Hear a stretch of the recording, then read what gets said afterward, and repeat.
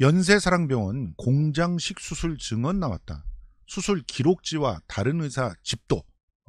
이 얘기의 핵심적인 내용들은 그 지난주에 좀 설명을 드렸는데, 오늘 그러니까 직접 재판에 참가를 하셨던 분들이 그거를 다 글로 정리를 했어요.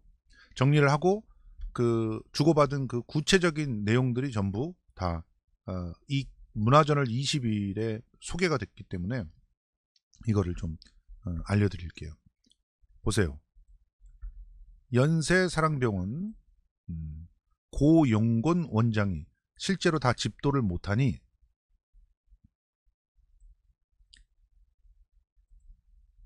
수술 기록지와는 다른 의사가 들어가서 수술을 했다. 이게 순환간호사 A씨라고 하는 분이 연세사랑병원에서 10일 동안 근무를 했다고 합니다. 근데 하루에 수십 번씩 수술방을 드나들었던 인물이죠. 그래서 그 과정에서 목격한 부분을 진술을 했는데, 연세사랑병원에는 수술방이 약 9개 정도 운영이 됩니다. 굉장히 큰 병원이에요. 근데 의사 한 명이 수술을 하루에 몇 번 집도할 수 있느냐? 아무리 많아도 5건이다. 4건에서 5건. 근데 무릎 쪽 수술이 짧게 잡으면 2시간이나 걸렸대요. 짧게 잡아도. 아니 그렇잖아요. 관절을 잘라내고 인공관절을 거기다가 이식을 해야 되는 거예요. 그런데 이게 어떻게 15분 16분 만에 끝날 수 있는 수술입니까? 응? 그래서 짧게 잡으면 2시간 정도 걸리고, 이를 기준으로 생각해보면 4건에서 5건만 가능하다고 생각해서 그렇게 진술했다. 더욱이 모든 수술방을 똑같이 쓸 수 없다. 그러니까 그 정도가 최대라고 생각했다. 그러면 실제로 변호인단이 연세사랑병원을 방문해서 인공수술 참관을 하지 않았느냐.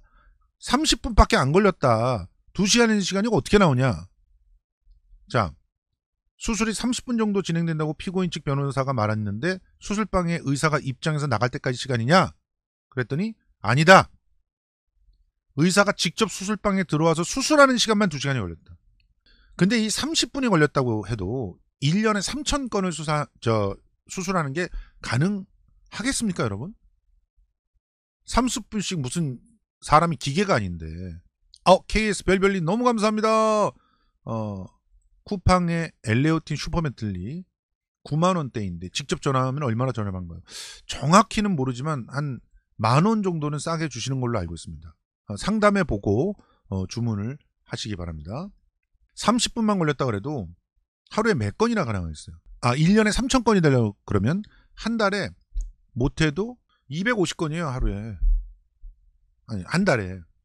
하루에 8건 3분의 1. 하루에 8건을 30분씩 걸린다고 하면 38이 24. 30분씩 한다면 4시간 이상 5시간 정도 수술을 하는 거예요.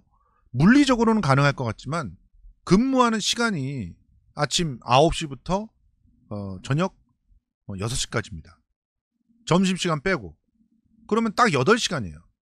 8시간 동안 매회 가가지고 수술하고 하루 내내 수술만 하면 언제 진료를 하고 언제 상담을 합니까? 수술 현황판에 이니셜과 집도의가 다르기도 했다.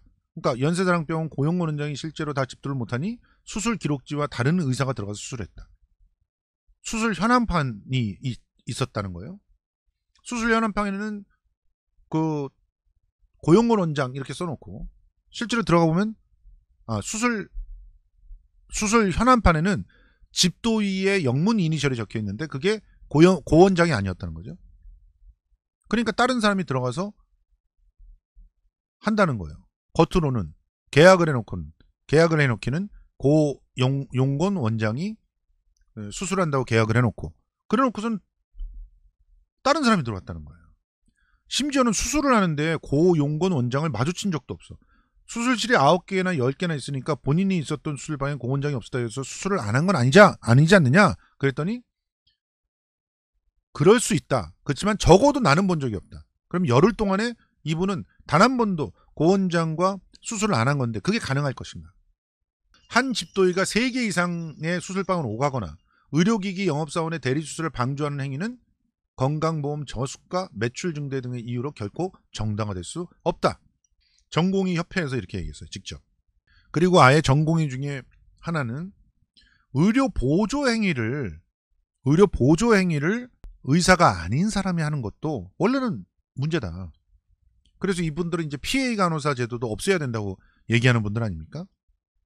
그러니까 당연히 이 대리수술, 수술 보조행위 요 두 개를 가르는 그게 중요한 게 아니라 실제로는 이 수술 보조행위 자체를 일반 영업직 사원이 한 것도 문제다.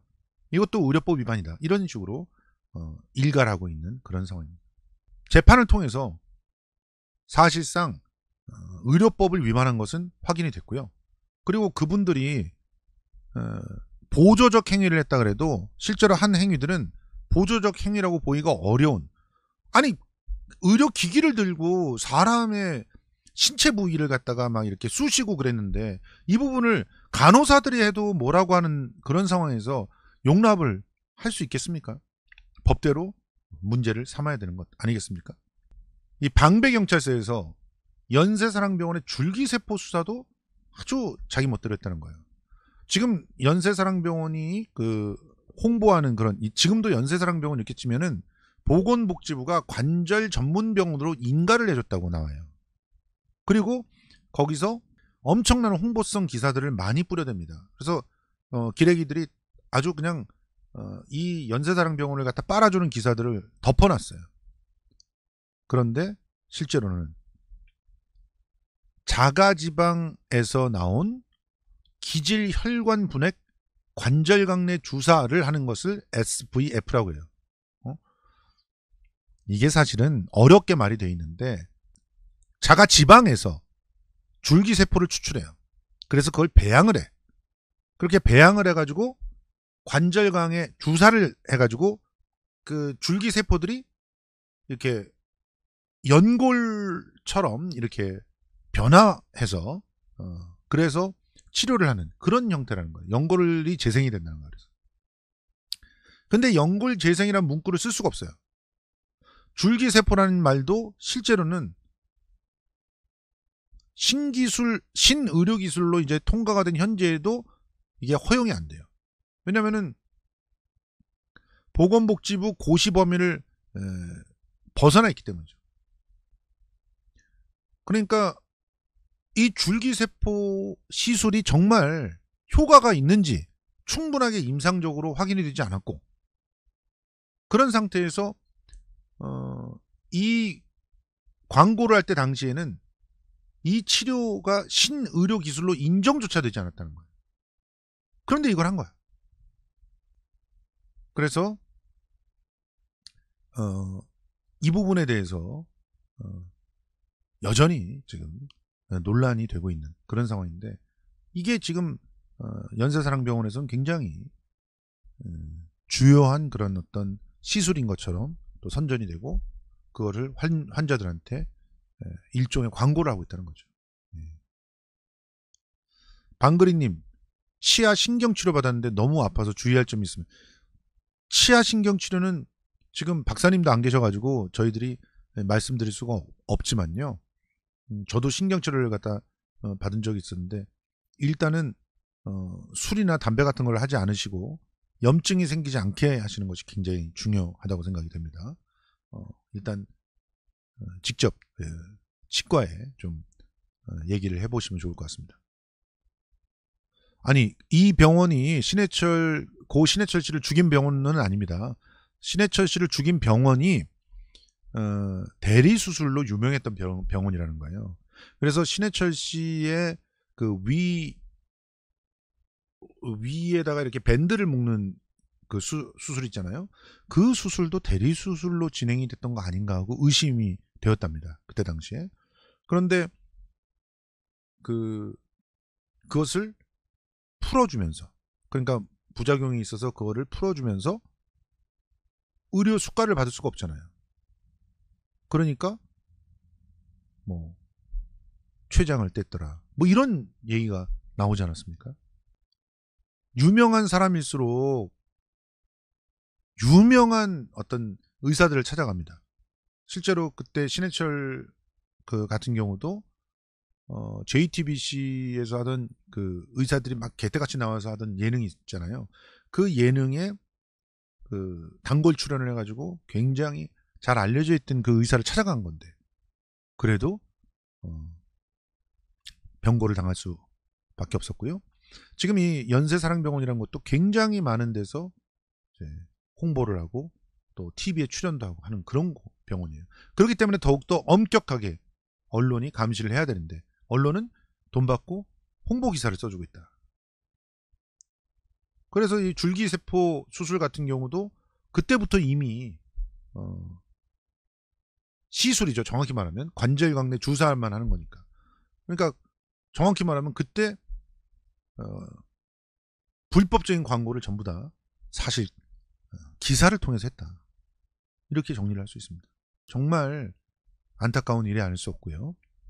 이 부분에 대해서 끝까지 추적을 계속 해야 되지 않나 생각합니다.